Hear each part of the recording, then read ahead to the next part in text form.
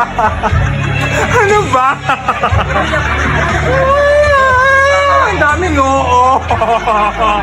Wala bang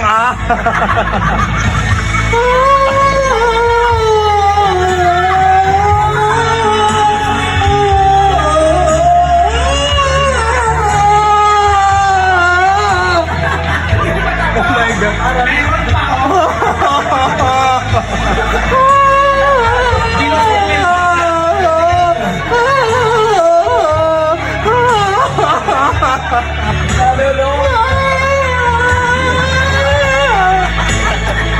Walang katapusan ha. Ako, matandaan ka. Yes! May pagkakataon talagang mahirap maipaliwanag ang mga bagay na nakikita mo na hindi nakikita ng ating mga mata, sapagkat sa pagkakataon pong ito ay talaga namang nasaksihan po ninyo ang isa sa pinakamagaling kumanta sa buong mundo, at siya po ay talagang kauna-unahang nanalo sa American Got Talent ngayong 2025 na si Laika Sen Madrigal. Kaya naman po pinauna ko po makita ninyo talagang kanyang best performance ngayong Gabron.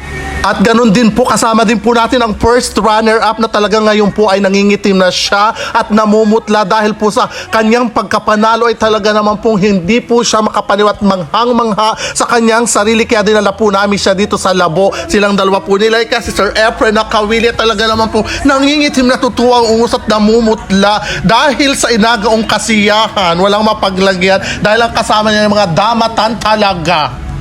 At talaga naman pong napakagagaling. Nandito na rin po ang ating second runner-up sa PGT na talaga naman pong si Pilita Corrales ay talaga namang namimilipit at talaga nakabali-ad-ad sa pagkanta. Ladies and gentlemen, isa po siya sa kagawad ng inagaong barangay na ito. And now, ladies and gentlemen, ang best performer of the year ng ating pinakamamahal at iginagalang ng buong mundo, ang isa sa pinakamalaking bunganga sa lalawigan ng Marinduque, ladies and gentlemen, at siya po ang kanyang ikipinamalo. Nabaliw, na mali.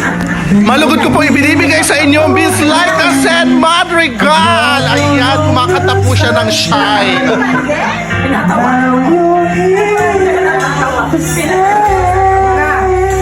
You make me shine, Higher. shine like a Go. star in the heaven.